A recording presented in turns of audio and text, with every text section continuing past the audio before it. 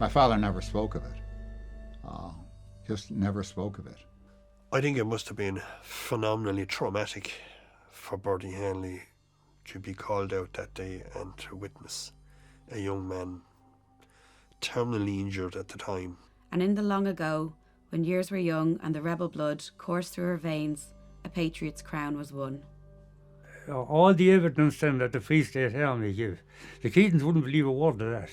While Mount Misery's height re-echoes back for the fight to begin in the GPO. And my father told him he was going home to visit his family, and they shook hands and they parted company there. He was taken on board the Lady Bell from Dungarvan and made it to Cardiff, and stowed away on a liner from Cardiff and made it into Canada.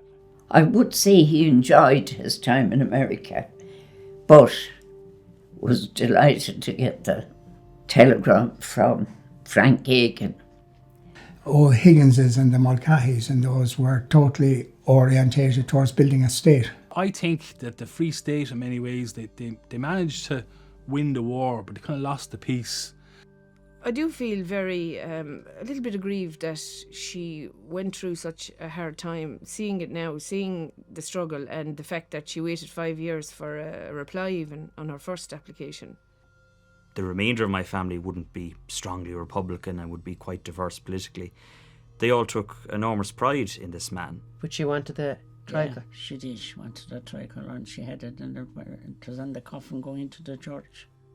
I'd say a lot of the young people don't know anything much about it at all, you know, and it was buried so deep, I think, that they've forgotten about it. People who fight for their country, like in America, the veterans of the War of Independence were fated as heroes. Well, it's important to remember because, if we don't remember, we won't know where we came from. We won't know what our ancestors went through.